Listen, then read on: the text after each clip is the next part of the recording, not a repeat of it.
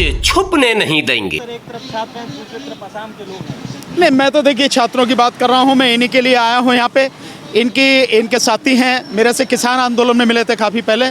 उसके बाद मुझे इनके विषय में इन्फॉर्मेशन जो गाज़ीपुर बॉर्डर पे है, आप ही के जैसे एक पत्रकार साथी हैं, आशा उषा करके हैं, उनका एक यूट्यूब चैनल है, उन्होंने इनके विषय में, इनकी समस्याओं के विषय में बताया। फिर करीब 8-10 दिन पहले यहाँ जो साथी हैं जो हमें वहाँ पे मिले थे किसान आंदोलन में, उन्हीं का फ़ोन गया।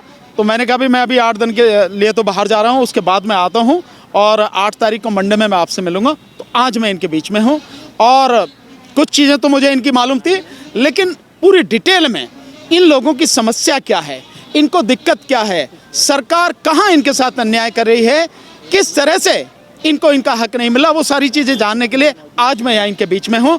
और अभी बैठ के मैंने इनके पेपर्स वगैरह कुछ देखे हैं और भी पेपर जो है इनसे मंगाए हैं। कुछ चीज़ें मेरी समझ में आई हैं, कुछ चीज़ें मैं और जानकारी इनसे सारे पेपर लेने के बाद और डिटेल में स्टडी करने के बाद इनके साथ इनकी लड़ाई कंधे से कंधा, कदम से कदम मिला। सर क्या लगता है सुनने के बाद, क्या कोई घोटाला तो नहीं इसके बीच में? घोटाला बहुत बड़ा है। आप घोटाला इस तरह से देख सकते हैं, मैं आपको 2-3 उदाहरण से आप पता लग जाएंगे कि जिन बच्चों का नाम जो तीनों एग्जाम होने के बाद उस लिस्ट में नहीं है, उनका फाइनल लिस्ट में कैसे आ गया, जबकि जिनको क्वालिफाई जिन्होंने कर लिया उन सभी का फाइनल लिस्ट में होना चाहिए था। लेकिन उस क्वालिफाइंग लिस्ट में जिनका नाम नहीं था, उनका नाम फाइनल लिस्ट में कैसे आ गया? तो घोटाला पता लगती है कि कहीं ना कहीं घोटाला है। दूसरा, एक बड़ा अजीब तरीका मैंने देखा है कि जिनके नंबर, अभी एक साथी हैं उनका देख रहे हैं कि उन्होंने 43 पॉइंट समथिंग उनके नंबर थे, और फिर नॉर्मलाइजेशन क्या है, ये एक अलग सी कहानी है कि नॉर्मलाइजेशन के नाम पे उनके नंबर 40 कर दिए गए। नंबर बढ़ते हुए तो हमने भी सुने, नंबर कम होते हुए। ये कौन सा तरीका है? अगर ये तरीका अपनाया जा रहा है तो गलत तरीका ही, होना नहीं चाहिए। एग्ज़ाम आपके ले रहे हैं, उस एग्ज़ाम में जो व्यक्ति आ रहे हैं, अगर आप अलग अलग एग्ज़ाम ले रहे हैं तो अलग अलग क्यों ले रहे हैं? फिर अलग अलग ही भर्ती कीजिए आप उसको। अन्यथा जब एक ही तरीके से आप जो एग्ज़ाम एक विशेष डिपार्टमेंट ले रहा है और पर्टिकुलर सीटों के लिए ले रहा है, तो उन पे एग्जाम एक ही तरह का होना चाहिए और एक ही तरह से मार्किंग होनी चाहिए। एक एडवर्टाइजमेंट नंबर पर जो होता है पूरे कंप्लीट, तो उसका तो कंप्लीट बिल्कुल वही होता है, वही तरीका होता है कि एक ऐड निकाला है, जितनी पोस्टों के लिए निकाला है आपने, जिसके लिए निकाला है, जिस डिपार्टमेंट ने निकाला है, वो सबका तरीका एक ही होना चाहिए। सो आप अलग अलग कैसे कर रहे हैं? तो ये भी एक बड़ा घोटाला है। दूसरा, एक और जो साथ में चीज़ें हैं जिनकी वजह से गड़बड़ मुझे नज़र आ रही है, वो ये है कि जब आपने एक मिनिमम कट ऑफ मार्क दे रखे हैं, मिनिमम कट ऑफ मार्क देने के बाद आपने मेडिकल लिया और मेडिकल के बाद उसमें मेडिकल में भी फिट है, मेडिकली फिट है, तो उनका तो सिलेक्शन होना चाहिए, नहीं होना चाहिए। लेकिन उन बच्चों का सिलेक्शन नहीं है। गिरिराज मंत्री कहते हैं कि वैकेंसियां 1.25 लाख से भी ज़्यादा अभी हैं। 1.25 लाख से ज़्यादा हैं तो ये बच्चे क्यों नहीं एडमिट किए गए? ये बच्चों को सिलेक्शन क्यों नहीं दिया गया? इनको भर्ती क्यों नहीं किया गया जब इतनी जगह खाली हैं? लेकिन सरकार, आप जानते हैं, ये सरकार कहती कुछ है और करती कुछ है। इसके कथनी और करनी में जमीन आसमान का अंतर। कहीं पिछले दरवाजे से कोई काम तो नहीं हो रहा? बिल्कुल हो सकता है, पिछले दरवाजे से हो सकता है। जैसे ये सारी, अब देखो, उसे पिछले दरवाजे से कहेंगे कि जिसका नाम नहीं है लिस्ट में, क्वालिफाइंग लिस्ट में जिसका नाम नहीं है, उस बच्चे का अगर सिलेक्शन हो रहा है तो ये पिछले दरवाजे से हो रहा है। और पिछले दरवाजे से का मतलब है भ्रष्टाचार। बिना भ्रष्टाचार के ये सब चीज़ संभव नहीं है। तो ये बच्चे ये लगातार संघर्ष कर रहे हैं। आपने देखा होगा, मैं समझता हूँ शायद फरवरी से ये लगातार यहाँ पे वो कर रहे हैं, और अभी इन्हें बड़ी मुश्किल से यहाँ पे जगह दी गई है 12 तारीख के लिए, 12 तारीख तक के लिए, अन्यथा इनको प्रदर्शन भी नहीं करने दिया जा रहा। और ये बच्चे कहाँ कहाँ से आके संघर्ष यहाँ कर रहे हैं, इनको परेशान किया जाता है, इनकी बात सुनी नहीं जाती है। गृह मंत्री इनको समय देने को तैयार नहीं, जबकि गृह मंत्री का सारा डिपार्टमेंट है। और ये रक्षा मंत्री से मिलकर आए, रक्षा मंत्री की बात कौन सुनेगा? यहाँ तो सब कुछ करने वाला प्रधानमंत्री और गृह मंत्री, यही दो हैं, और गृह मंत्री का डिपार्टमेंट है। ये सारी जो भर्तियाँ हैं गृह मंत्री के डिपार्टमेंट की हैं, होम मिनिस्टर के अंडर है सब कुछ, अर्धसैनिक बलों का ये सारा जो है।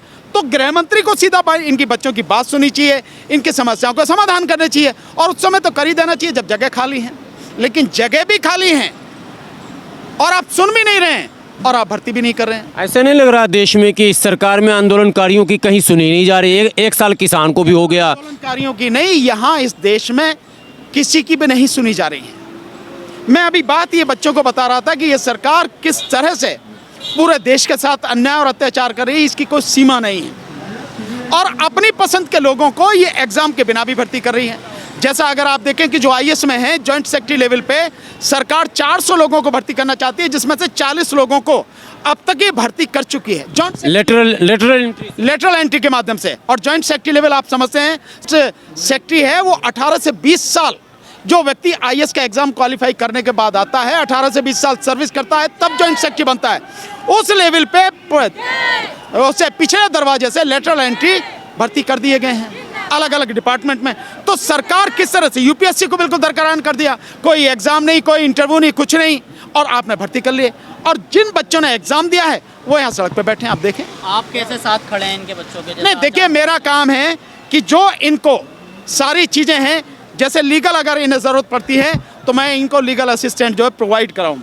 दूसरा, जो कुछ ऐसी चीज़ें हैं जो अभी माना कहीं कहीं ऐसा लगता है कि ये चीज़ें क्लियर नहीं हैं, तो बिल्कुल क्लियर विज़न इनका हो और जो लड़ाई है किस तरह से बेहतर तरीके से लड़ी जा सकती है, चाहे वो सड़क पे लड़नी पड़े चाहे कोर्ट में लड़नी पड़े, उसके लिए मैं इनको पूरा सहयोग दूंगा। उसी लिए मैं इनके साथ में हूँ।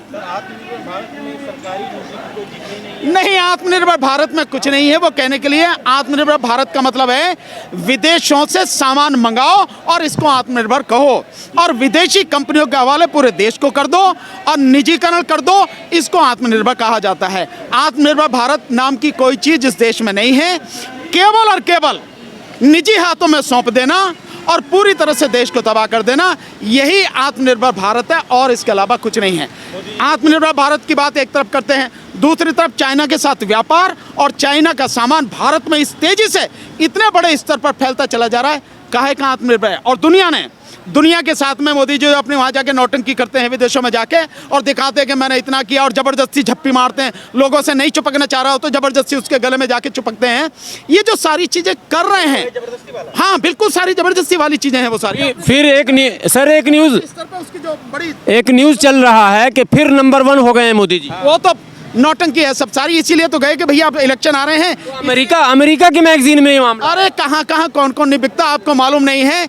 जिस समय 1931-32 में यहाँ पर वो जो निशस्त्रीकरण सम्मेलन हुआ था, उस निशस्त्रीकरण सम्मेलन में, यानी हथियार न हो देशों के पास में, उस निशस्त्रीकरण सम्मेलन में भी रिश्वत देके उस सम्मेलन को बर्बाद किया गया था, उसको ख़त्म किया गया था। तो आप किसकी बात कर रहे हैं? रिश्वत बड़े ऊंचे लेवल पे चलती है, ऐसा नहीं है भारत में, और जगह भी चलती है। हाँ, भारत में जितनी बुरी हालत है ये शायद दूसरी जगह पे नहीं है। तो ये सारी जो कंपनियां हैं ये सब करती हैं, एडवर्टाइजमेंट किस तरह से करती हैं, किसको एक नंबर पे कहना। जिस आदमी की मिट्टी पूरे देश में पिट रही है, आज वहाँ दुनिया में नंबर 1 हो रहा है वो, मतलब एक अजीब सी स्थिति है। वही एजेंसियाँ जो कहती हैं मोदी की जो पॉपुलरिटी है, मोदी की लोकप्रियता में ज़बरदस्त गिरावट आई है, और वो 65% से गिर के आज 22% पर रह गई है। और एक जो सर्वे, आप जैसे जो साथी हैं बड़े सोशल मीडिया के बड़े ज़बरदस्त वो हैं, उनके हिसाब से देखा जाए तो 8-9% तो 2-3 महीने पहले थी, अब तो 0 पे आ गई मोदी की पॉपुलरिटी। तो दुनिया में नंबर 1 कैसे हो जाएगा? ये सब गणित है, कैसे बिठाया जाता है, किस समय पे क्या करना होता है। जैसे आपने देखा केदारनाथ अभी जाने का मतलब क्या था, क्योंकि केदारनाथ, और वो पूरा दिखाया गया गृह मंत्री, उससे उत्तर प्रदेश के मुख्यमंत्री के यहाँ से एक जो सीनियर आईएएस ऑफिसर है उसके यहाँ से बाकायदा डायरेक्शन से लेटर है कि हर डिस्ट्रिक्ट मजिस्ट्रेट यानी कलेक्टर जिले में जहाँ भी शिवालय हैं वहाँ पर बड़ी स्क्रीन लगा के भजन मंडली को बिठा के और सारी चीज़ें केदारनाथ से जो भाषण करेंगे प्रधानमंत्री वो दिखाया जाएगा, जो पूरी तरह से गैर संवैधानिक और गैर कानूनी है, क्योंकि राज्य का कोई धर्म नहीं होता। और अगर 6 करोड़ रुपया केजरीवाल लगाते हैं, उनका धर्म कैसे? मुख्यमंत्री के यहाँ से अगर लेटर निकल रहा है और आईएएस को, पूरे कलेक्टर्स को, पूरे डिस्ट्रिक्ट कलेक्टर्स को आदेश दिया जा रहा है, तो ये पूरी तरह से गैर संवैधानिक है, गैर कानूनी है। दीपावली पूजा में सर, दीपावली पूजा में 6 करोड़ रुपए का प्रसारण हुआ। अभी किसानों ने, हमारा आंदोलन करने का अपना ढंग और तरीका है, समझे ना जी। अगर कोई ज़बरदस्ती कर रहा है तो हम लोग जो हमें ठीक लगता है हम वो करते हैं, बहुत सिंपल सी। जब उनको मना किया गया आपको गाँव में नहीं आना, क्यों जा रहे हैं भाई गाँव में, क्यों जा रहे हैं? जब तुमने पूरे किसानों को तबाही कर दिया, देश को आप तबाही कर रहे हो, तो आप क्यों जा रहे हो आप? और ज़बरदस्ती कर रहे हो आप, पुलिस फोर्स का इस्तेमाल कर रहे हो आप, तो आप ज़बरदस्ती भड़काने की कोशिश कर रहे हो। तो विकल्प क्या है सर अब छात्रों का, जो लोग बैठे? देखिए, छात्रों का विकल्प ये है, मैंने जैसे आपको बताया कि पहले मैं सारी चीज़ें समझ लूँ, मैं आपको तभी प्रॉपर तरीके से आपको गाइड कर पाऊँगा, बता पाऊँगा। कुछ चीज़ें जो मुझे समझ में आई हैं मैंने आपके सामने रखी हैं, बाकी और सारी चीज़ें हम कोशिश कर रहे हैं जानने की, समझने की। और मैं इतना मानता हूं कि जब वैकेंसीज पड़ी हैं और इन बच्चों ने जो 3 एग्ज़ाम होते हैं वो क्वालिफाई कर लिए तो इनको सिलेक्शन मिलना चाहिए।